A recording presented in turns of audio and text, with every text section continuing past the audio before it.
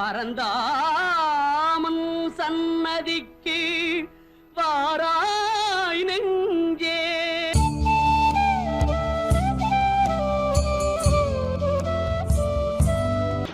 என்னை ஆட்கொண்டு வழி நடத்தும் என் சச்சிதானந்த சத்குருமூர்த்தியின் திருப்பாதங்கள் கோடி கோடி நமஸ்காரம். அன்பான பக்தர்களே, இன்று குருவாரம், வியாழக்கிழமை, மிக முக்கியமான ஒரு நாள். அதாவது கடந்த 12ஆம் தேதி சித்ரா பௌர்ணமி, மிக சக்தி வாய்ந்த ஒரு சித்ரா பௌர்ணமி. அதில் பங்கு பெற்றுவது பெரும் பாக்கியம். ஏனென்று சொன்னால், அன்று இல்லற தர்மம், வியாபார தர்மம், ஆலய தர்மம், அரசியல் தர்மம் எல்லாத்திலையும் தர்மத்தை கடைப்பிடித்தார்கள். கர்மம் பாதிக்கவில்லை. அப்போ இன்று தர்மத்தை சார்ந்து, இப்போ நம்மெல்லாம் உங்களுக்கு போன கிழமைக்கு முதல் கிழமை விண்ணை சார்ந்து மண்ணில் வாழ்கிறோம். அதாவது விண் அதுதான் தர்மம், மண்ணில் கர்ம பூமி. அப்போ விண்ணை சார்ந்து மண்ணில் வாழ்கிற வாழ்க்கை தர்ம வாழ்க்கை. அப்போ அந்த விண்ணை சார்ந்து, அதான் இப்போ தர்மத்தை, இல்லற தர்மம், வியாபார தர்மம், ஆலய தர்மம். இப்போ நம்ம தர்மத்தை சார்ந்து வாழும்போது கர்மம் பாதிக்காது, தர்மம் சக்தி வாய்ந்தது. அதனால் தர்மத்தை சூது கவுனாலும் சூது கவுமாம், இறுதியில் தர்மமே வெல்லும். மகாபாரத காலத்தில் தர்மம் குறைஞ்சி அதர்மம் ஓங்கி இருக்கும்போது, தர்மத்துக்கு பார்க்க பல துன்பங்கள் வந்தாலும் பாண்டவர்களும் கிருஷ்ண பரமாத்மாவும் இறுதியில் தர்மமே வெற்றி அடைஞ்சது. ராமாயண காலத்திலிருந்து வரலாறு தர்மத்தை சார்ந்து தான் எல்லோரும் வாழ்ந்தார்கள். எங்களுடைய பழைய மூதாதையர்கள் எடுத்துக்கொண்டால், ஒரு வீடு கட்டின உடனே அவர்கள் பாருங்கள் கிரகப்பிரவேசம் செய்வார்கள். அங்கே பாருங்கள் தர்மம், புண்ணிய தானம் பண்ணுற அப்படின்னு சொல்வார்கள். அந்த வீடு கட்டினவர்களுடைய எண்ணாலைகள் பக்கத்தில் ஒரு பொறாமையாக இருந்து எண்ணாலைகள். அப்போ அந்த கல் வெட்டினாக்கள் இப்படி இந்த சீமெந்து செய்த இப்படி ஒவ்வொரு இதுகளுக்கும் அந்த பளவில் காணியில் இருக்கிறதுக்கு தர்மத்தை சார்ந்து புண்ணிய தானம் பண்ணினா தான் அதுக்குள்ளே இருக்கலாம் அப்படின்னு சொல்லி நம்ம பழையவர்கள் எல்லாம் புண்ணிய தானம் பண்ணார்கள். ஒரு விவசாயி பாருங்கள், விவசாயம் செய்யும் போது தன்னுடைய விவசாயத்துக்கு பூச்சி கொல்லிகள் இல்லாமல், நோய் தாக்கம் இல்லாமல், அது நல்ல விளைச்சலாக வாரத்துக்கு பாருங்கள் தர்மத்தை சார்ந்து, அதாவது தர்மம் செய்தான். அதாவது பாருங்கள் அவர்கள் அங்கே வர்றவர்களுக்கு எதையும் எதிர்பார்க்காமல் கொடுத்து சூடு அடிக்கிறது எல்லாத்துலேயும் பாருங்கள் அவர்கள் தர்மத்தை கடைப்பிடிச்சு வாழ்ந்ததால் அவருடைய கர்மம் பாதிக்கவில்லை. அதே மாதிரி பாருங்கள் ஒரு பண்ணை, ஒரு பட்டி வச்சிருக்கிறவர்கள் அங்கே போன உடனே காலையில் இந்த பால் கறந்த உடனே யார் போகிறார்களோ அவர்களுக்கெல்லாம் அதை கொடுத்தது ஒன்றுமில்லாட்டியும் எல்லாத்தையும் கொடுத்து போட்டு வருவார். அப்படின்னா அந்த மாடு கண்டு அதுகளுக்கு நோய் வராமல் இன்னும் பட்டி பெறுவதற்காக தர்மத்தை கடைப்பிடித்தார்கள்.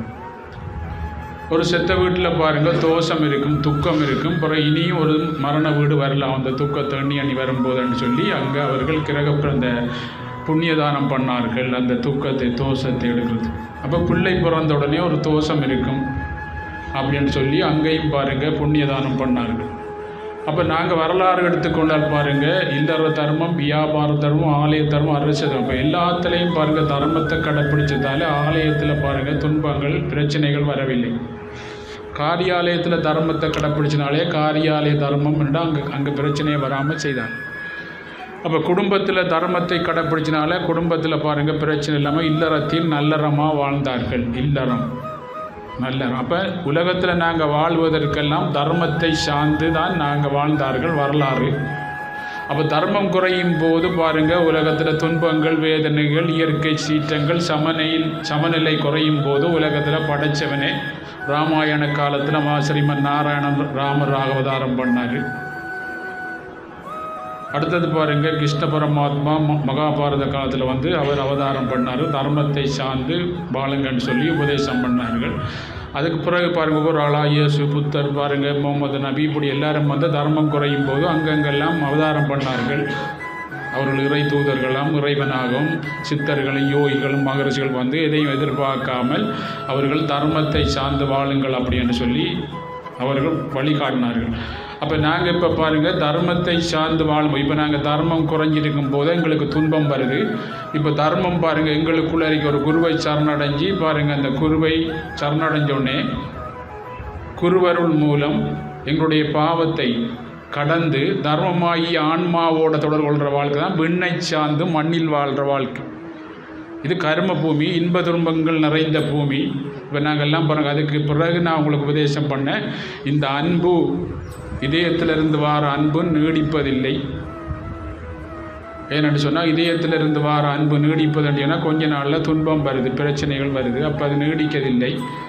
அப்போ மனதிலிருந்து வார பாருங்கள் அன்பும் பாருங்கள் அது நீடிப்பதில்லைன்னா அது பாருங்கள் மனம் இந்த உடலை இயக்குற.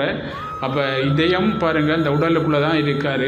அப்போ மனத்தால் வார அன்பே பாருங்கள் என்ன செய்து கொஞ்ச நாளில் அது துன்பத்தை கொடுக்கணும்னா உள்ளுக்குள்ளே இருந்து வாரது தான் நாங்கள் பாருங்கள் நிலையான அன்பு. அப்போ அந்த தர்மம் உள்ளுக்குள்ளே இருக்கும்போது பாருங்கள் உள்முகமாக நாங்கள் தவம் பண்ணும்போது எங்களை கர்மாக்கள் பாருங்கள் கரைக்கப்படுது.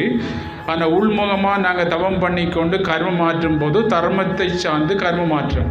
இப்போ நாங்கள்லாம் வரும்போது ஒரு பிரச்சனை எங்கள் குருநாதர்கிட்ட நான் போகும்போது அளவில்லா பிரச்சனை நித்திர வராது, சரியான பிரச்சனையாக போனோம். உங்கள் எல்லாரையும் விட பாருங்கள் போனேன்.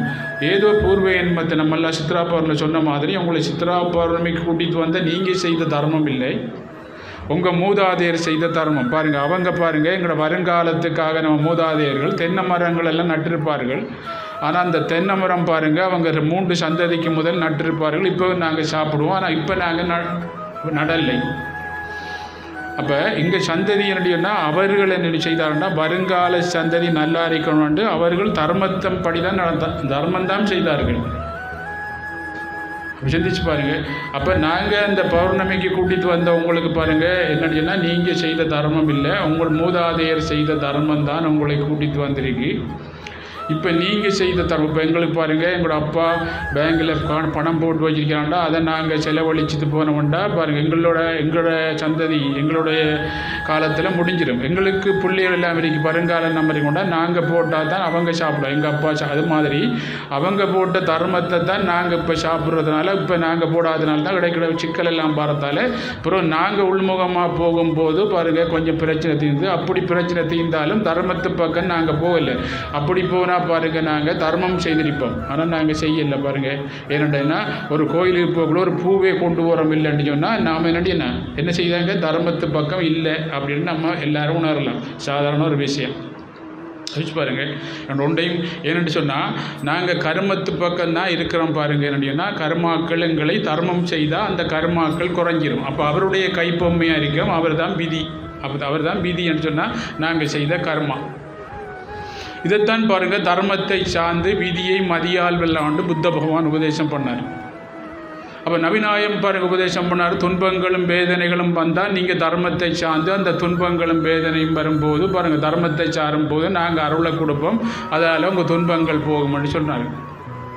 அப்போ ஒவ்வொரு ஆளும் பாருங்கள் எல்லாரும் வந்து பாருங்கள் நீங்கள் தர்மத்தை சார்ந்து கர்மம் மாற்றினால் உங்களுக்கு பாதிப்பு இல்லாமல் நீங்கள் வாழலாம் அப்படின்னு சொல்லி இன்று பாருங்கள் எல்லோருக்கும் நோய் துன்பம் வேதனை வரும் அப்படின்னு சொன்னால் நாங்கள் தர்மம் குறையும் போது எங்களுக்கு கர்மம் மாற்ற முடியாது, எங்களோட உடலையே பாருங்கள் சரியாக இயக்க முடியாத அளவுக்கு எங்களுக்குள்ள உயிர் சத்து காணாது அப்படின்னு சொல்லி நாங்கள் இன்றைக்கி அறியலாம். இப்போ இங்கே வந்த நீங்கள் வடிவாக அறியலாம் என்னன்னு சொன்னால் இப்போ நாங்கள் உள்முகமாக சார்ந்து வரும்போது எங்களுக்கு அப்படின்னா வெளியில் கர்மம் மாற்றுவதற்கு மிக லேசாரிக்கு. ஆனால் எங்களுக்கு பாருங்கள் நாங்கள் என்ன செய்கிறோம் எந்த டைமுக்கு என்ன வேலை செய்யணுமோ அந்த வேலையை நாங்கள் சரியாக செய்கிறதுக்கு தர்மம் கூடும்போது எங்களுக்கு பாருங்கள் தடை இல்லாமல் இருக்கிறதால நாங்கள் சரியாக செய்கிறோம். அப்போ நாங்கள் இந்த தடை இல்லைக்கிறதுக்கு காரணம் என்னென்னு சொன்னால் நாங்கள் தான் காரணம்ன்ட்டு நாங்கள் உணர்ந்தோம்னு சொன்னால் பாருங்கள் என்ன செய்யுது நாங்கள் அந்த கர்மத்திலிருந்து நாங்கள் வெளியே வரலாம். அப்போ நாங்கள் என்னன்னா அடிக்கடி பாருங்கள் கடவுள் உலகத்துக்கு வழிகாட்டுவார் பாருங்கள் நாங்கள் தான் அதை கடைப்பிடிச்சி அந்த வழியில் போகிறதுக்குரிய வழியை எங்கள் மூதாதையர் பாருங்கள் பரம்பரையில் நாங்கள் பார்த்தா தர்மத்தை கடைப்பிடிச்சி தான் உலகத்துக்கு வழிகாட்ட வந்தார்கள். எல்லாம் யோசிச்சு பாருங்கள். சீரடியில் பகவான் சீரடி பாபா பிச்சை எடுக்க போகிறாராம். அப்படி பிச்சை எடுக்க போகக்குள்ளே பெரிய பணக்காரர் எல்லாம் வந்து பாருங்கள் நாங்கள்லாம் உங்கள்கிட்ட பணக்காரர் வந்திருக்கக்குள்ள நீங்கள் ஏன் பிச்சை எடுக்க போகிறீங்க அப்படின்னு சொன்னேன். நீங்கள் பணக்காரன் ஆகிறதுக்கு காரணம் நான் உங்களோட பாவத்தை பிச்சை எடுத்தேன். நான் பாருங்கள், உங்கள்கிட்ட இருந்து பிச்சை எடுத்தனால தான் உங்களோட பாவம் போனால், அது மாதிரி நான் போய் அவங்களோட பாவத்தை தான் பிச்சை எடுக்கிற வழியே நாம் பாருங்கள் எல்லாருக்கும் அவங்களோட பாவத்தை பிச்சை எடுத்து கொடுக்குறாங்க.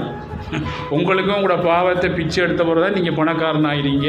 அந்த பணமும் நான் தான் கொடுத்தது, இங்கே தான் எடுக்கப்பட்டது, பிச்சையும் இங்கே தான் எடுக்கப்பட்டது, அப்போ இங்கே தான் எல்லாம் எடுக்கப்பட்டது அப்படின்னு கிருஷ்ணன் சொல்கிறான். பாருங்கள், இன்று உங்களுடைய, நாளை மறுநாள் மற்றவருடைய, பாருங்கள் அடுத்த நாள் அவருடைய.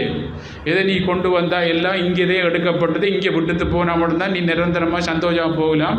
இங்கே விடாத அளவுக்கு இருந்தேன்னா திருப்பி எப்போ விடுறதுக்கு மனமாக விடுறதுக்கு வாரையோ அன்றைக்கு மட்டும்தான் உனக்கு விமோசனம், விடுதலை அப்படின்னு சொல்லி கீதையில் கண்ணன் சொல்லியிருக்கிறார். அப்போ ஒவ்வொரு நாளும் நாங்கள் வேதனைப்படுறோம் அப்படின்னா, நாங்கள் இங்கே செய்த பாருங்கள் என்ன தர்மம் குறையும் போது ஒரு சூழலில் பாருங்கள், நாங்கள் தர்மம் குறையும் போது அந்த சூழலில் நீங்கள் தன்மை பண்பை அந்த மனம் ஈர்த்தெடுக்கும். எல்லாம் யோசிச்சு பாருங்கள். எங்களை பாருங்கள், உள்ளுக்குள்ளே அந்தராத்மா தான் எங்கள் குரு. அவரோட நாங்கள் தொடர்பு கொள்ளும் போது பாருங்கள், மனம்தான் பாருங்கள் இந்த இந்த இந்த இந்த வண்டியை இயக்குறாரு, இந்த உடலை இயக்குறாரு. இந்த அஞ்சு பொறிகளை கொண்டு, அது 5 குதிரை மாதிரி. அப்போ இந்த உள்முகமாக நாங்கள் மனம் ஃபுல்லாக உள்முகமாக போகும்போது எங்களோட வண்டியை அவர் ஓட்டுவார். என்ன சொல்கிறார் பாருங்கள், என்னை பூரணமாக நீ சரணாகதி அடைஞ்சா உன்னுடைய வண்டியை ஓட்டுனா உங்கள் மனம் பாருங்கள் உள்முகமாக போகும்போது மனத்தில் சக்தி வரும். அதுதான் விதியை மதியால் வெல்ல அப்படின்னா, விதியாகியது பாருங்கள், நீங்கள் போட்ட விதி பாருங்கள் மனம் பலகீனமாகிடுச்சு. இந்த மனம் சந்திரனுக்குரிய நாடி தான் இந்த மனம் உள்முகமாக போகும்போது விதி மதியாகுவார், சக்தி பெறுவார், வெளிச்சமாகுவார். மதியாகிற உடனே அவர் போயிட்டுருவார். இங்கிருந்து சக்தி எடுத்த உடனே உங்க கர்மா போய் விதியை மதியால் வெல்லலாம் சொன்னார். அப்போ பிறகு இவருடைய கட்டுப்பாட்டுக்கு வந்துடும். உள்முகமாக இருக்கிறவர்கிட்ட கட்டுப்பாட்டுக்கு வரக்குள்ள உங்கள் வண்டியை நான் ஓட்டுவேன் சொல்கிறேன்னா அவர் வண்டியை நான் ஓட்டுறாரு. என் வண்டியை குருநாதர் ஓட்டுற மாதிரி. நல்லா யோசிச்சு பாருங்கள். இதைத்தான் அரிச்சன்ட்டு சொல்கிறார். அப்போ இப்படி ஒரு விஷயத்தை பாருங்கள், அவங்க நம்ம மூதாதையர் எல்லாம் என்னன்னா தர்மத்தை சார்ந்து வாழ்ந்தேன்னா தர்மந்தான் பகவான். அப்போ தர்மந்தான் எங்களுக்குள்ள இருக்க அந்தராத்மா. பாருங்கள், நல்லா யோசிச்சு பாருங்கள். அப்போ அவர் தர்மத்தை சார்ந்து வாழும்போது பாருங்கள் எங்கே கர்மம் எங்களை பாதிக்காது. நான் ஒரு கதை சொன்ன பாருங்கள், போன கிழமை என்னுடைய மாணவரால் பாருங்கள், நாங்கள் தோட்டத்தில் போய் நீங்கள் போய் அதை எழுங்கன்னு சொல்லும்போது அந்த உள்ளுக்குள்ள இருக்க தர்மம் பாருங்கள் மனத்தை பாருங்கள், மனம் தர்மத்தின் பக்கம் சார்ந்திருந்ததால் பாருங்கள் அவருக்கு ஏற்கனவே 3 மாதத்துக்கு முதல் பாம்பு அங்கே பக்கத்து உள்ள அடித்து அந்த ஞாபகத்தை உண்டாக்கி மனதில் உண்டாக்கி கையை வைக்க விடல. உள்ளுக்குள்ள இருக்கால் பாருங்கள், அந்த மனம் இந்த பக்கம் சார்ந்திருந்ததாலே, எங்கள் உள்முகமாக சார்ந்திருந்ததால் அவர் பாருங்கள் மனத்தில் எண்ணத்தை உண்டாக்குனா தான் அவருக்கு தெரியும், அவருக்கு உடல் அறிக்கை. அப்போ உடனே கையை வைக்க போகல, பயம் கொண்டு வந்த உடனே பார்த்தாரு உள்ளுக்குள்ளே பாம்பு படுக்குவார்.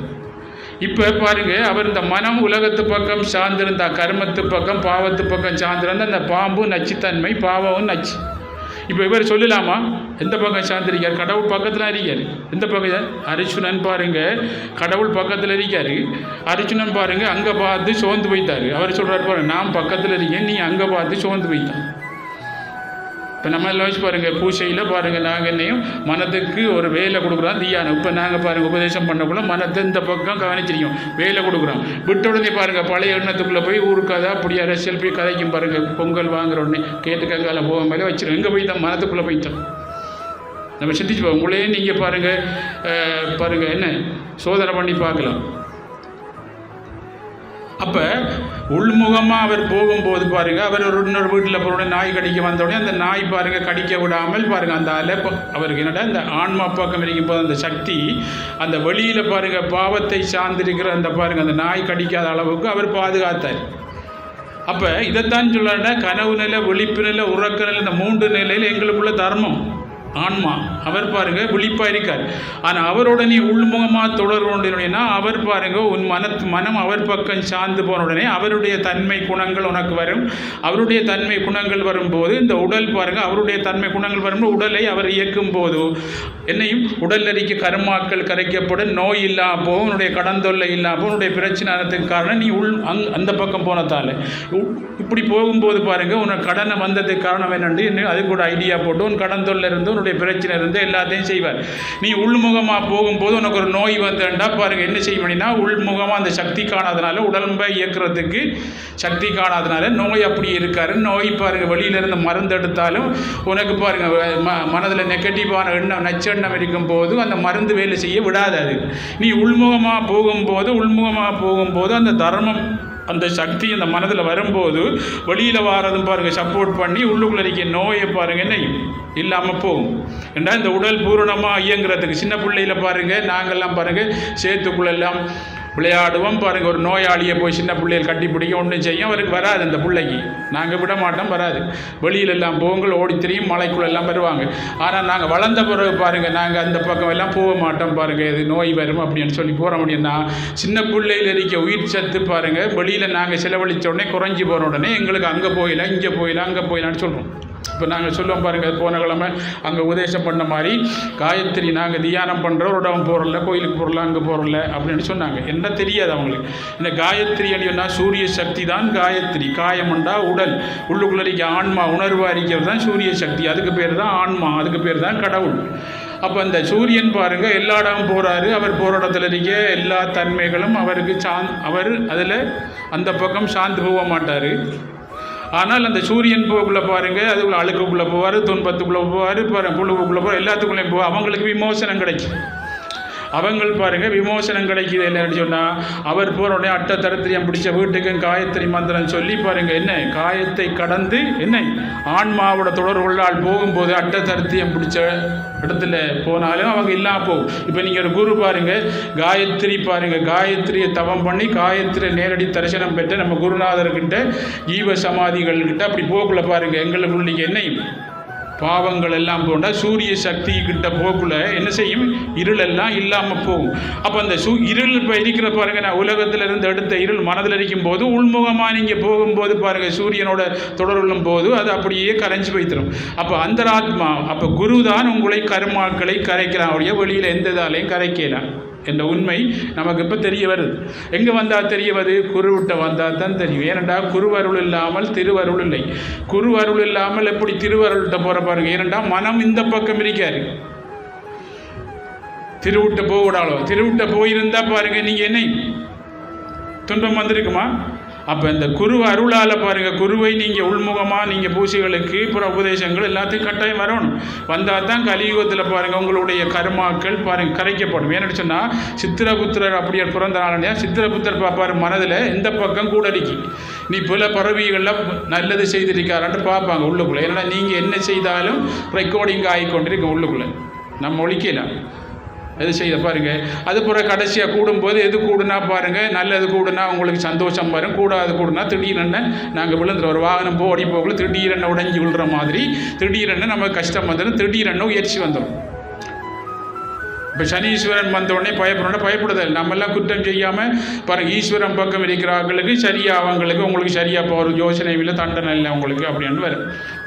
அப்போ சித்திர குப்தர் அப்படின்னு என்ன பாருங்கள் சித்தத்தில் இருக்கிற பாருங்கள் குப்த என்றா மறைமுகமா சித்தத்தில் இருக்க குப்தடினா மறைக்கப்பட்ட வித்தை மறைக்கப்பட்ட அந்த பாருங்க பாவத்தை சித்தத்தில் இருக்க பாவத்தை பாருங்க மறைக்கப்பட்ட சிவன் உள்ளுக்குள் அவரோட தொடர்பு கொண்டா சித்தத்தில் இருக்கிறது இல்லாமல் போகும். அப்போ சித்தர் அது அந்த சித்திரா புத்திரர் ஆறு படைச்சோன்னா ஆறு சொல்லு வரலாறு என்ன கதை சொல்லுறீங்கன்னா பார்வதி. அப்போ பார்வதி என்றா என்னையும் சிவன் உள்ளுக்குள்ளேயும் சக்தி அந்த சக்தி தான் பாருங்க சித்தத்தில் இருக்க என்ன கர்மாக்களை கரைப்புக்கிறார். இதுதான் வரலாறு. அப்போ சித்தத்தில் இருக்க கர்மாக்களை கரைப்பதற்கு ஒரு குரு விட்ட போறோன்னே சித்தத்தில் இருக்க கர்மாக்கள் கரைக்கப்படுகிறது. அப்போ உங்களுக்கு என்ன ஆயுள் கூட பார்க்குறாரு. இப்போ கணக்கு இல்லாமல் இருந்த போய்கொண்டிருக்கும் வந்து கொண்டிருக்கு அவரை கணக்கு பார்க்க இல்லாமல் இருக்கு. மார்க்கண்டேயர் பாருங்க சின்ன வயதில் அவங்களுடைய அப்பா கடுமையான தவம் பண்ணார் பிள்ளை வேணுமென்று. அப்படி தவம் பண்ணும்போது அவர்கிட்ட கேட்குறாங்க அந்த கதை உங்களுக்கு தெரியும். 16 வயது நிரம்பிய பாருங்க எல்லா நற்குணங்களும் அறிவு வாய்ந்த ஒரு பிள்ளை வேணுமோ பாருங்க வயது கூடியவர் பிள்ளை அதாவது 70-80 வயது கூடிய பிள்ளையாகி எல்லா துர்குணங்களும் கூடிய பிள்ளை வேணுமான்னு கேட்ட உடனே அவங்க பாருங்கள் பிள்ளையண்ட ஆசையில் பாருங்கள் திடீர்னு நாங்கன்னு கேட்டிப்போம் இதண்டான தாங்க அப்புறம் சாமியான்னு சொல்லிப்போம். திருப்பிள்ளையாடல் கேட்குற மாதிரி பாட்டுக்கு பாருங்கள் பிள்ளையாரிக்கி நக்கீரன் பிள்ளை விட்றா பிள்ளை இல்லாமல் மிச்சத்தை தாப்பான்னு கேட்குற மாதிரி இதண்டான தாங்கண்டிப்போம். நாங்கள் தவம் பண்ணாமல் இருந்திருந்தோம். அவங்க தவம் பண்ணினதால் என்ன செய்கிறாங்க அப்பையும் பாருங்கள் கனவுல என்ன கேட்குறாங்க என்னன்னா எங்களுக்கு அறிவு வாய்ந்த பிள்ளை என்னென்னா அவங்க தர்மத்தை சார்ந்திருக்காங்க. இது ஒரு பெரிய சூட்சுமரி தர்மத்தை சார்ந்திருக்கத்தால். இப்போ நாங்கள் பாருங்கள் பாவத்தை சார்ந்திருக்கோம், பிள்ளை வேணுமாட்டான்னு எதண்டான தாங்க அப்படின்ட்டு கேட்டிருப்போம். யோசிச்சு பாருங்க, எங்கள் அம்மா இந்த சின்ன பிள்ளையில் பாருங்கள், நான் கடைசியால் பாருங்கள் புள்ள இல்லாமல் இருக்கும்போது 3 பேருக்கு கடைசியாக பாருங்க புள்ள இல்லாமல் இருக்கும்போது எல்லா கோயில்கள்லையும் தவம் பண்ணாங்களாம். எங்கள் அம்மா நான் பிறந்த உடனே சொன்னாங்க. அப்படி தவம் பண்ணும்போது ஒரு கோயிலில் படுக்கும்போது விடியச்சாம் பாருங்க ஒரு பொம்பளை பிள்ளையை கொண்டு கொடுத்தாங்களாம். கொடுத்த உடனே இந்த கண்ணு மூக்கு அது இதெல்லாம் இந்த அப்படியே சளியெல்லாம் வந்த மாதிரின்னா அவள் சரியாக துப்புரவானாள். அது தேவையில்லை அப்படின்னு, எனக்கு இந்த புள்ள தேவையில்லை அப்படின்னு சொன்னாங்க. அடுத்த நாள் ஒரு பிறையை நம்மளை கொண்டு ஒரு இதில் கொடுத்தாங்களாம் அப்படின்னு சொன்னாங்க. ஏன்னு சொன்னால் பாருங்கள், நாங்கள் எந்த புள்ள வேணும் அப்படின்னு சொல்லி நாங்கள் இருக்கும்போது அந்த எதண்டான புள்ளையை தாங்க, மூக்கால் வந்தாலும் பரவாயில்ல கழுவி எடுப்போம் அப்படின்னு நம்ம எடுத்திருப்பாங்க. யோசிச்சு பாரு, அப்போ பொம்பளை புள்ளாண்டா பிறந்திருக்குமா, நான் வேணான்னு சொன்ன உடனே ஆம்பளை புள்ள பிறந்திருக்கா இன்னொரு ஆள் தந்தவர் அப்படின்னு சொன்னான். நான் வளரும் போதெல்லாம் அதுதான் சொல்லுவாங்க. அப்போ யோசிச்சு பாருங்க, அப்போ மார்க்கண்டேயர் பாருங்க அங்கே கொடுக்கக்குள்ள பாருங்க என்ன செய்யணும், 16 வயது நிரம்பினாலும் பரவாயில்ல எங்களுக்கு நல்ல ஒழுக்கமான பிள்ளையா இருக்கணும்டா அவங்க தர்மத்தை சார்ந்திருந்தார்கள். தர்மத்தை சார்ந்திருக்கிறவா என் புள்ள நல்லா வரணும், வெளிச்சமாக இருக்கணும், எல்லோருக்கும் உதவி செய்யணும், பணிவு அன்பு கருணை மனித நேயம் உள்ளவா நடக்கணும் அப்படின்னு சொல்லுவாங்க. ஏன்டா அவ்வளவும் இருந்தால் இறைவன் பக்கம் நாங்கள் போய்த்தா, இறைவன் பக்கம் போனால் எல்லா சொத்தும் வந்து சேர்ந்துடும். இதுதான் சொத்து நம்ம பிள்ளைகளுக்கு சேர்த்து. நாங்கள் இறைவன் பக்கம் போகாமல் நீங்கள் என்ன சொத்து சேர்த்து வச்சாலும் அவன் வளர்ந்தோடனே அந்த சூழலுக்கு ஏற்ற மாதிரி எல்லாத்தையும் அழிச்சிடுவான். அவனும் கஷ்டப்படுவான். கஷ்டப்படும் போது உங்களை தான் சொல்லுவாங்க, இந்த அம்மா அப்பா பாருங்கள் என்னை கஷ்டப்படுத்த வச்சுட்டாங்க, என்னை நல்லாக்கிக்கலாம் படிப்பிச்சிக்கலான்னு படிப்பிக்கல, ஏன்னா அந்த பக்கம் இருக்கு. அப்போ நாங்கள் செய்கிற சொத்து என்ன சின்ன பிள்ளையில இந்த பக்கம் சேர்த்துடணும். இப்போ எங்களெல்லாம் பாருங்கள் சின்ன பிள்ளையில் இந்த பக்கம் சேர்த்தனால பாருங்கள் நான் எந்த பக்கம் இருக்கேன், கடவுள் பக்கம் இருக்கேன். கடவுளோட பாருங்கள் ஐக்கியமாக இருந்து உலகத்து பக்கம் பாருங்கள் வாழ்கிறதுக்குரிய ஞானத்தை பெற்று வாழக்கூடிய ஒரு துன்பம். எந்த இயற்கை சீட்டை என்ன வந்தாலும் அதை எப்படி ஹேண்டில் பண்ணி பாருங்கள் வாழ்க்கையை நடத்தலைன்ற அறிவு நமக்கு வந்துடும் இந்த பக்கம் போனால். இதுதான் உண்மை. அப்போ நம்ம மூதாதையரெல்லாம் நம்ம பரம்பரை மூதாதையரெல்லாம் பாருங்கள் தர்மத்தை சார்ந்து வாழ்ந்து, அதுக்கு தான் இந்த கதை சொல்கிறார். இந்த என்னுடைய கதையும் பாருங்கள், என்னடா அவர்களெல்லாம் தர்மத்தை சார்ந்து வாழ்ந்தார்கள். காலையில் பாருங்கள் 3 மணிக்கு எழும்புவார்கள், வயலுக்கு போவார்கள், இப்போ எல்லாம் செய்தார்கள் பாருங்கள், தர்மத்தை சார்ந்து வாழ்ந்தார்கள். அவங்களுக்கு ஆயுள் கூட பாருங்கள், அவங்களுக்கே தெரிய பிரம்ம முகூர்த்தம் உண்டு பாருங்கள். அந்த பிரம்மத்துக்குள்ளே எழும்பும் போது அவர்களுக்கு பாருங்கள் முழுமையான இறைவன் அருள் கிடச்சி அவங்க போய் செய்கிற காரியங்கள் எல்லாம் சித்தி பெற்றது. வயல் நல்லா இருந்து, விவசாயம் நல்லா, அவங்க என்னென்ன செய்தாங்க தொழில் அதெல்லாம் நல்லா இருந்து அவங்களோட ஆயுள் கூடிது பாருங்கள். சிறிய வீடு பெரிய இன்பத்தை பெற்று நிறைய பிள்ளைகள் பெற்று பாருங்கள் சக்தியாக இருந்தாங்க. இப்போ 2 பிள்ளைகள் பெற்றாலும் ஆக்கள் அம்மா அப்பாவுக்கும் சக்தி ஆனால் பிள்ளைகளும் பயத்தங்க மாதிரி கை எல்லாம் இருக்கு, எல்லாருக்கும் நோய். யோசிச்சு பாருங்க, சிந்திச்சு பாருங்க. இப்போ எல்லாம் யோசிச்சு பாருங்க, எந்த பிள்ளையை நீங்கள் கேட்டு பாருங்க சாப்பிட்றான் இல்லைன்னா சொல்லுவாங்க, எப்படி சாப்பிட்றேன் அன்று வாழ்ந்தவர்கள் என்ன என் புள்ளியல் சாப்பிட்றான், சாப்பாடு கொடுக்குறதுலேயே கஷ்டமாக இருக்கு அப்படின்னு தான் சொன்னாங்க. ஏன்னா அவங்க தர்மத்து பக்கம் சேரும்போது பிள்ளையில் பாருங்கள் சாப்பிட வேணாத அந்த உயிருக்கு ஆபத்து வர சாப்பிட வேணாத எண்ணத்தை அந்த பிள்ளைகளுக்கு இல்லை, சித்தத்தில் இல்லாதனால நல்லா சாப்பிட்டாங்க. இப்போ நாங்கள் பாருங்கள் இந்த பிள்ளைகளுக்கு தர்மத்தின் பக்கம் அம்மா அப்பாவும் இல்லை, பிள்ளைகளும் தர்மத்து பக்கம் இல்லாத சாப்பிடாத எண்ணம் தான் உள்ளுக்குள்ளே இருக்கு. அந்த பிள்ளை இப்படி சாப்பிட்ற பச்சிக்க கூடாது, அங்கே இருக்கு பாவம். கொஞ்ச நாளில் 40, இப்போ நம்மெல்லாம் 60 70 80 வயது 100 வயது வாழலாம். நீ வருங்கால சந்தை 45 கீழே விழுந்துருவாங்க. ஏன்னா இப்போ 30 எலும்பையில் ஆக்கள் 30 வயது ஒரு வரைக்கும் இப்போ அப்படியே எலும்பையில் உன்னிஞ்சியில் சோம்பல் ரெண்டா பாருங்கள் எவ்வளோ சக்தி குறைஞ்சிங்கன்னா வருங்காலம் பாருங்கள் 45 அவுட் ஆகிடுவாங்க. ஏன்னா யோசிச்சு பாருங்க, அப்படி ஒரு காலம் இருக்கு. அதனால பாருங்க நாங்கள் எங்கள் வந்திருக்கவர்கள் என்ன எங்களை தர்மத்தை சார்ந்து பிள்ளைகள் என்னையும் சின்னல்லே பாருங்க காயத்ரி மந்திரம் சொல்லி அந்த பக்கம் சார்ந்து இறைவனை ஒரு அரை மணித்தியாலம் 10 நிமிஷம் கும்பிடுத்து பாருங்கள், ஒரு அரை மணித்தியாலம் பிள்ளைகளுக்கு பாடம் சொல்லி கொடுத்து பிறகு அதுக்கு பிள்ளைகளோட பாருங்கள் அன்பு செலுத்தி அதுக்கு பிறகு பாடசாலைக்கு போனோடனே பாருங்கள் அந்த பிள்ளை பாருங்கள் ஒரு பெரிய ஒரு ஆளாக உலகத்தில் தானும் பெரிய ஒரு ஆளாக வந்து வருங்கால ஒரு சந்ததியில் அவருடைய பாருங்கள் ஒரு பெரிய ஒரு ஆளாக நின்று வழிகாட்டக்கூடியதாக இருக்கும். யோசிச்சு பாருங்க, ஏன்னா அன்று வாழ்ந்தவர்களாம் ஏதோ ஒரு துறையில் எல்லாருக்குள்ளேயும் ஒரு திறமை ஆற்றல் இருக்கு, அதுக்கு சக்தி கூடியதுன்னா இறைவன் எல்லாருக்குள்ளேயும் ஒரு பெரிய ஒரு திறமையை வச்சு தான் இங்கே படைச்சிருக்கார்.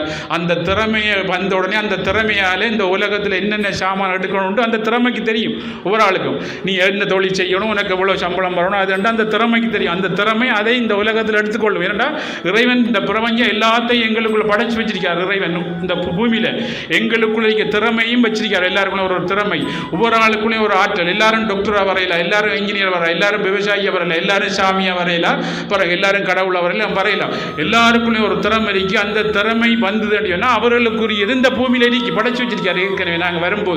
நாங்கள் வரும்போதே பாருங்க, எங்களுக்கு பாருங்க, நாங்கள் சின்னலாக இருக்கும் போதே எங்களுக்கு பாருங்க, யாரை கல்யாணம் கட்டணும், யாரை இது பண்ணணும், யாரோட பழகணும், யாருக்கு கொடுக்கணும், யாருக்கு என்ன செய்யணும், எல்லாத்தையும் பாருங்க செட் பண்ணி போட்டு தான் எங்களை அனுப்புறாரு. கடைசியா நாங்கள் எங்களுக்கு ஒரு திறமை ஆற்றல் எங்களுக்கு வச்சு அதை அனுப்புறாரு. இதை கொண்டு இந்த ஆற்றலை கம்ப்யூட்டர் வச்சு அனுப்புற மாதிரி உங்களுக்கு ஆற்றலை வச்சு அனுப்பக்குள்ள அதை நீ தர்மத்தை சார்ந்து வரும்போது அந்த ஆற்றல் வந்து அதுக்குரிய வேலையை நீ செய்வா. எல்லாரும் ஒரு வேலை செய்யலாம். ஒரு வீட்டில் எல்லாரும் டாக்டர் அறிக்கையில் பாருங்க, ஒரு ஆள் 2 பேர் தான். ஒருவன் பாருங்க கடும் மெக்கானிக் அரிப்பான், ஒரு ஆள் பாருங்க மெக்கானிக் இன்ஜினியர் அரிப்பான். எல்லாம் வச்சு பாருங்க. அப்படி இருக்க ஏன்னா ஒரு அம்மா அப்பா தான் பிறந்த ஒரே மாதிரி இருக்க மாட்டாங்க. ஒவ்வொருக்குள்ளேயும் ஒரு திறமை இருக்கி அவர்கள் இந்த பூமியில பாருங்க ஒவ்வொரு கர்மா செய்ய வந்தவங்க இன்னென்ன கர்மா இன்னடத்தான் செய்யணும்னு சொல்லி எல்லாரும் சொந்தமாக புறக்கிழமை வழியே ஒருவர் நாங்கள் இப்போ உண்டாரிக்க மாட்டோம், வெளியே வேற ஒரு இடத்துல போயிட்டுருவோம். அப்படி நாங்கள் உண்டாரிக்கண்டா சின்ன பிள்ளையில உண்டாரிக்கிற மாதிரி வீட்டில் நம்ம கல்யாணம் கட்டா வீட்டிலேயே கிடக்கணும் உண்டா, நாங்கள் போக மாட்டோம், நாங்கள் வெளிக்கிட்டுருவோம். எல்லாரும் ஒவ்வொரு துறையில் போய் தருவோம் பாரு, எல்லா இடங்களும் தேடி. அப்படி ஒரு பெரிய ஒரு திறமையை பாருங்க இறைவன் எங்களுக்குள்ள கொடுத்து வச்சிருக்கேன். ஏனென்றால் அன்று அவர்கள் தர்மத்தை சார்ந்து வாழ்ந்தார்கள். அப்போ தர்மத்தை சார்ந்து வாழும்போது பாருங்க அவர்களுடைய அவர்களுடைய திறமை வந்தது, அவர்கள் அதில் வெளியில் கொண்டு வாழக்கூடிய. அப்போ ஷீரடி சாய்பாபா போய் என்ன செய்தார், அந்த அங்கே ஷீரடியில் போய் அவங்களில் பாருங்க பிச்சை வாங்கி அவர்களை பாருங்க காப்பாற்றினார். அப்போ என்ன காப்பாற்றினாரு, அவர்களை தர்மம் செய்ய வச்சு அவங்க கொடுத்தோடனே பாருங்க அதை அவர் ஏற்றுக்கொண்டு பாருங்க அவருடைய பாவத்தை அவர் எடுத்தார். அப்போ எல்லாரும் பாருங்க அன்று வாழ்ந்தவர்கள் எல்லாம் தர்மத்தை சார்ந்து தான் வாழ்ந்தார்கள், கர்மம் பாதிக்கவில்லை. இப்போ பாருங்க உங்களை போல தான் நான் பிள்ளை எல்லாம் இருக்கு, சகல எல்லாம் இருக்கு பாரு. டைமுக்கு 3:45 நான் இங்கே வந்துடுவேன். என்ன 3:30 பாருங்க அங்கே போன்னு சொல்லி கொண்டிருக்கீங்க உள்ளுக்குள்ள. என் குருநாதன் 3:45 மட்டும் பாருங்க இருந்து கொண்டு வந்துடுவோம்.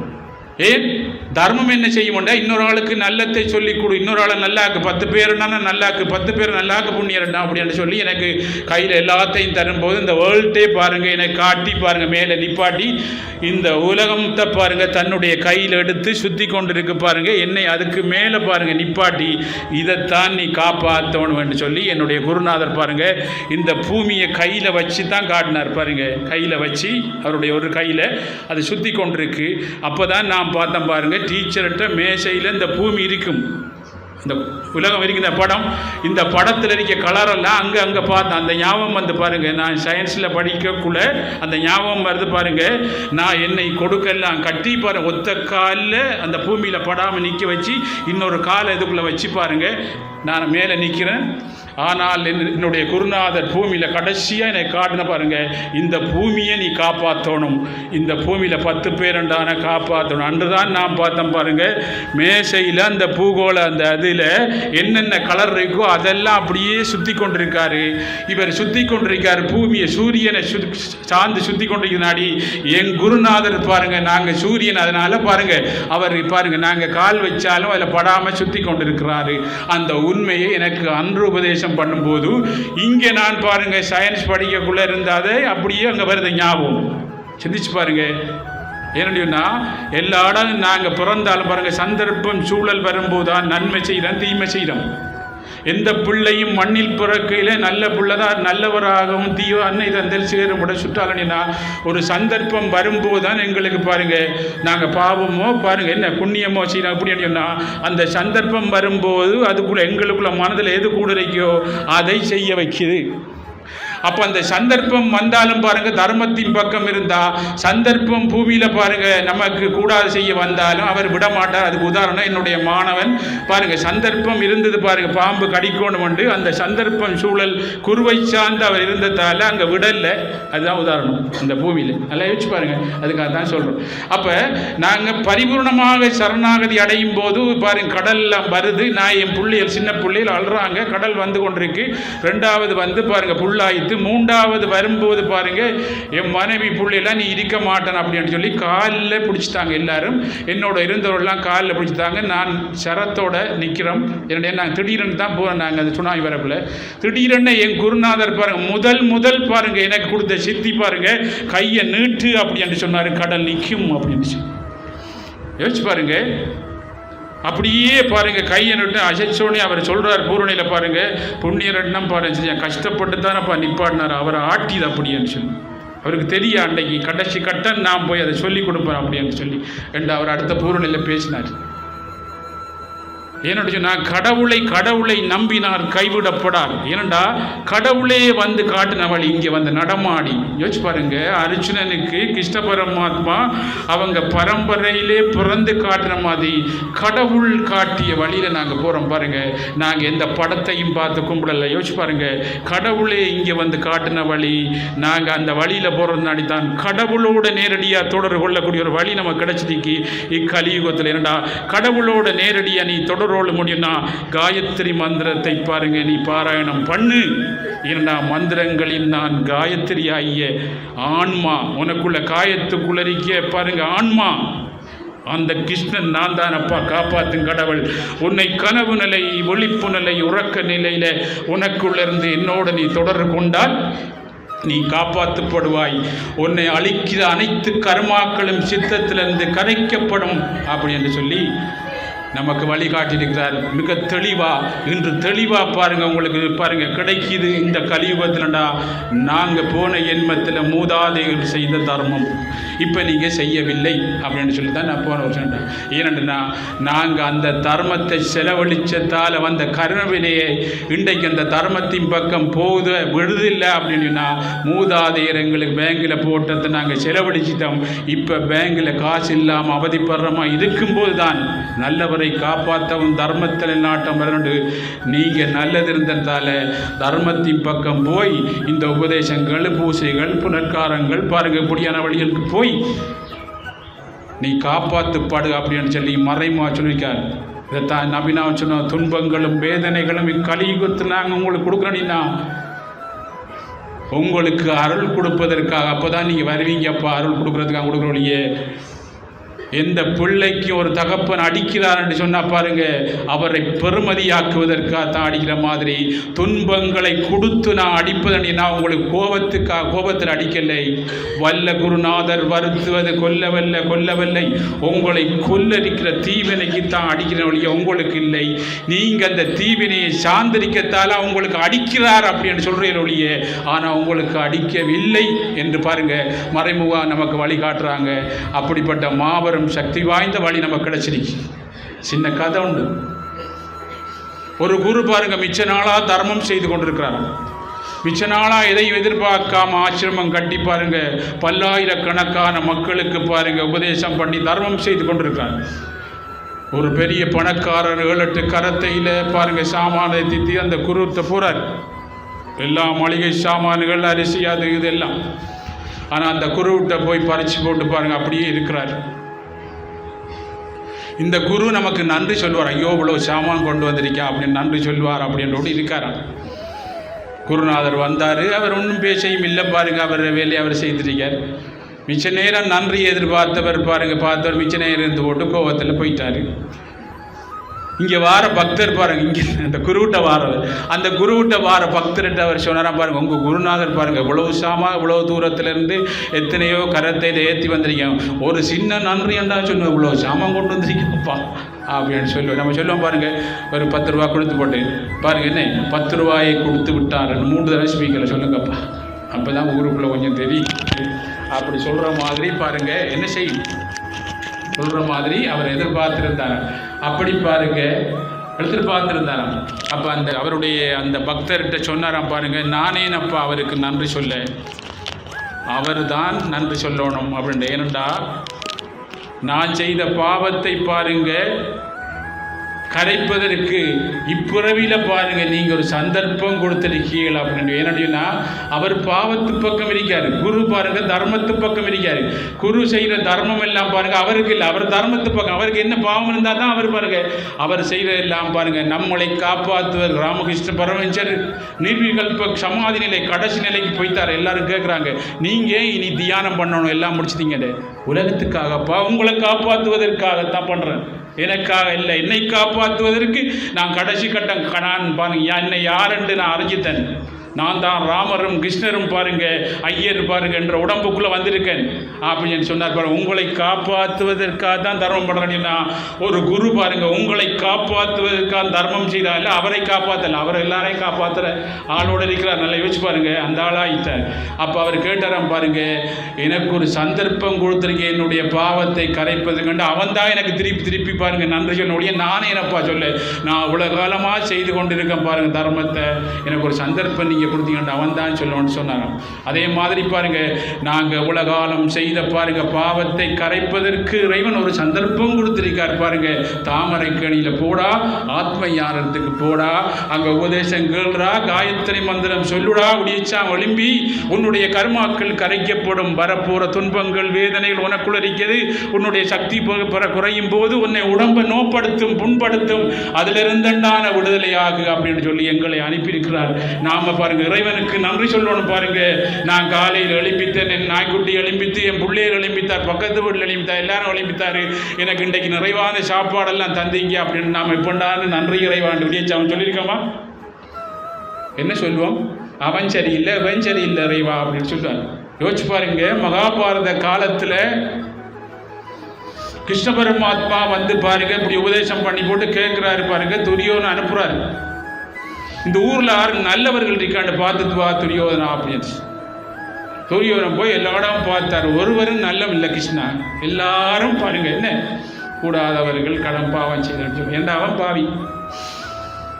திருப்பி பாருங்க தர்மண்ணன் இருக்காரு, தர்மா நீ போய்த்து வாப்பா தர்மண்ணா அப்படின்ட்டு இங்க என்ன கேட்கிறாரு, ஆறும் கூடாத கொஞ்சம் சொல்றான், கூடாத ஆட்கள் தான் எல்லாரும் மட்டும் சொல்றான், இந்த ஊருக்குள்ள போய் பார்த்து ஆறும் கூடாத ஆட்கள் இருக்காங்க. தர்மன் வந்து ஒருவரும் கூட, எல்லாரும் நல்லவர் கண்ணா, யாரு கூட, எல்லாரும் நல்லவர்.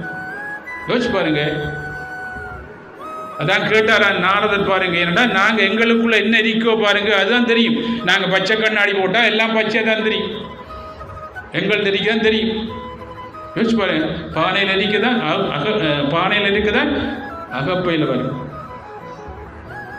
யோசிச்சு பாருங்க. நாரதர் கேட்டாராம் வைகுண்டத்தில் பாருங்க, ஸ்ரீ கிருஷ்ணன் நாராயணன் தன்னுடைய பாருங்க லட்சுமியோடு அமர்ந்திருக்கும் போது போனாராம், நாராயணா நாராயணா அப்படின்னு போனாராம் நாரதர். இந்த பூலோகத்தில் பாருங்க கஷ்டப்படுறார்கள் பாருங்க, என்ன கிருஷ்ணா நீ பார்த்துட்டு நீ மட்டும் இங்கே மனைவியோட நிதிரோண்டு கிடக்கா, காலை கையில் காலை போட்டுது அப்படின்னு சொல்லி கேட்டாராம். சிரிச்சாராம், இப்படி பார்த்து போட்டு சிரிச்சாராம். நாரதா இப்ப நீ பாருங்க அங்க பூமியில பாருங்க, நீ இந்த வேடத்தை கலைச்சி மனித சரீரம் எடுத்து கலைச்ச மாதிரி போய் பாருங்க, ஒரு பணக்காரன்ற போய் கேளு போ அப்படின்னா அனுப்புறாரு. அதுக்கு பிறகு ஒரு செருப்பு தொழிலாளியையும் போய்த்து வா அப்படின்னா அனுப்புறாரு, பூலோகத்துக்கு போய்த்து வாங்க. அப்போ ஒரு பணக்கார ஒரு ஆள்கிட்ட போறாரு. போன உடனே கேட்குறாரு, எங்கிருந்து வாரீங்க எவ்வளோ களைச்சி வேறு பார்த்தா நல்லா இருக்கி பாருங்க, கர்ணம் பிறக்கும் போது பாருங்க எல்லாரும் பார்த்தா நல்லா இருப்பார். ஆனால் அவன் என்ன எங்கே பிறந்தோ அது தெரியும் நம்ம தேஜஸில். இவர் எப்படி இருக்கான், அகத்தின் அழகு முகத்தில் உள்ளுக்குள்ளே என்ன இருக்கண்டு பாருங்க, நமக்கு தேஜஸ் பார்த்தா தெரிஞ்சுக்கணும். எங்கிருந்து வாராண்டு, வைகுண்டத்திலிருந்து வாரான். இவர் நாராயண பக்தர், யார் பணக்காரன் நாராயணன், திருப்பதியிலிருந்து எல்லா இடம் போகிற, அப்படி போய் சரியா நாராயண பக்தர் வீட்டிலண்டா எல்லா இடம் நாராயணனை வச்சு கும்பிடுறவர், அங்கே தான் போக சொல்கிறார் கிருஷ்ண பரமாத்மா, என்ன தான் கும்பிட்றான் பாருன்னு. இதே மாதிரி ஒரு செருப்பு தைக்கிறவர்கிட்டையும் போக சொல்கிறார், இந்த மார்க்கெட்டில் செய்வாங்க இருப்பாங்க, அது மாதிரி ஒரு ஆள்கிட்ட போக சொல்கிறார். எங்கிருந்து வாரா அப்படின்னு அவர் சொல்றேன்னா, ஸ்ரீமன் பாருங்க நாராயணன் வைகுண்டத்திலிருந்து ஓடி வாரான், அப்போ தான் வேறுத்து வாரான், சரியா சித்திரை முழுக்கம் அப்படி வேறுத்து வாரான் அப்படின்னு சொல்றாரு. யோசிச்சு பாருங்க. அப்போ நாராயணன் இந்த நேரத்தில் என்ன செய்தார் அப்படின்னு சொல்றாரு, அங்கே சொல்லி கொடுக்குறாரு, தையல் ஊசிக்குள்ளாரு அங்கே நான் இதிலோட சொல்லிடாது நல்ல சொய் சரியா நாங்கள் வர்றோம் இங்கே சித்திரை புழுக்கத்தில் ஒன்று இங்கே அதில் இன்னும் பாவம் சேர்த்துருவான். அங்கே சொல்லு தையல் ஊசிக்குள்ளால பாருங்க என்ன ஒட்டகத்தை போட்டு எடுத்து விளையாடுறாரு. அவருடைய வேலை விளையாடுறாரு, என்ன இங்கே என்ன காய்த்தினாலும் நம்ம விளையாட்டி கொண்டே இருப்பார் அப்படின்னு சொல்கிறாரு. அது அப்படி எடுக்கிற தையல் ஊசி சின்ன ரோட்டு அதுக்குள்ளால எப்படி ஒட்டகத்தை எடுக்கிற அப்படின்னு சொன்னார். வந்துட்டாச்சு. உடனே அங்கே போகிறாரு. எங்கே போகிறாரு? செருப்பு தொழிலாட்டு. அவர் கேட்குறாரு, வேறுத்து வரையில் செருப்பெல்லாம் இருந்து எங்கேருந்து வாரீங்க? ஐயோ நான் நாராயணன் வைகுண்டத்திலிருந்து வாரனப்பா அப்படின்னு சொன்னார். இப்போ என்ன செய்கிறார் அப்படின்னு சொன்னார். அவர் என்ன செய்கிறார் பாருங்க, அவர் தையல் ஊசி, நீங்கள் தைக்கிற பெரிய ஊசி பாட்டா, அவர் தின்ன தையல் ஊசி எடுத்து அதுக்குள்ளால ஒட்டகத்தை பூத்தி விளையாடி கொண்டிருக்காங்க ரெண்டு பேரும். பாருங்க என்ன விளையாட்டு, இங்கே கிடந்து நம்ம சிறப்பு தைக்கிறாங்க விளையாடு அப்படின்னு. அவர் என்ன ஐயோ அப்படி சொல்லிடாங்க பகவானை, இதப்பா இதை விட பெருசே செய்வார் அவர், எல்லாம் செய்யக்கூடியப்பா. எந்த பெரிய ஆலமரத்தை சின்ன ஒரு விதைக்குள்ள வச்சிருக்காருண்டா இதை விட எவ்வளோ பெருசா செய்வான். யார் பக்தி நீ சொல்லியா? நான் கடவுளை கும்பிட்றதால ஏழையா இருக்கேன்னு நினைச்சாரா? இந்த ஆள் பணக்கார ஆள் பாருங்க, என்ன கடவுளை கும்பிட்றோன்னு. அதே மாதிரி பாருங்க, நாங்கள் கடவுளை கும்பிட்றோம் அப்படின்னு சால்வு வர்ற வழியே உள்ளுக்குள்ளே பாருங்க யாரும் ஆயிருக்கும் செருப்பத்தோடைய மணியா சொல்லுவான் அப்படி எப்படியப்பா செய்யல அப்படின்னு. ஏனண்டா எப்படி செய்வார் என்ற பக்கம் நாங்கள் சூழல்ல இருக்கோம். இப்படித்தான் செய்வார் என்ற பக்கத்து போகல நாங்கள் இன்னும். அதனால தான் நாங்கள் கஷ்டப்படுறோம். இப்படித்தான் இருப்பார், இதை விடையும் பெருசா செய்வார் என்றவர் எங்களுக்குள்ள தான் இருக்கான் பாருங்க. என்ன வைகுண்டம் இங்கே தான் இருக்கு. அவனுக்குள்ள போறதுக்கு அவனே இங்கே வந்து பாருங்க வழிகாட்டுவார். என்னட்ட நீ வரணும்டா, நான் தான் வரணும் உனக்கு குருவா பாருங்க. நான் தான் உன்னை காட்டுவன், நான் நினைச்சா மட்டும்தான் அர்ச்சுனா என்னுடைய திருக்கோல காட்சியை காட்டுவன், யாரும் என்னை கண்டுபிடிக்கலான்னு சொல்லி அவன் அருளாலே அவன்தால் வணங்கி அப்படின்னு சொன்னா நாங்க கடவுள் நினைக்கிற மாதிரி நாங்க வந்தோம்னு சொன்னா நிச்சயம் கடவுள் எங்களை தூக்கி எடுத்துருவார் பாருங்க. நாங்க ஒன்றும் செய்ய தேவையில்லை பாருங்க. நாங்க கடவுள் என்ன செய்தார் இந்த மண்ணுக்கு பாருங்க. இந்த பூலோகத்தில் யூராசிகள்கிட்ட அன்பு, கருணை, இரக்கம், பரிவுகார சிந்தனை, தர்ம சிந்தனை, எல்லா உயிர்கள்ட்டையும் அன்பு காட்டுற அந்த தன்மை வரும்போது உன்னை ரெண்டு கையாலையும் தூக்கி வர்ற மடியில் வச்சிருவாரப்பா. நீ வைகுண்டத்தில் இருக்க வேண்டிய நீ இந்த பூலோகத்தில் இருக்கிறேன் அப்படி என்று சொல்லி எடுக்கக்கூடிய ஒரு பகவானுடைய பாருங்க, பகவானுடைய அருளை வேண்டி அந்த பகவானை காட்டின வழியில நாங்கள் இன்னைக்கு வந்திருக்கோம். என் குருநாதர் ஆசீர்வாதம். நீங்கள்லாம் நல்லா இருக்கு, சந்தோஷம்.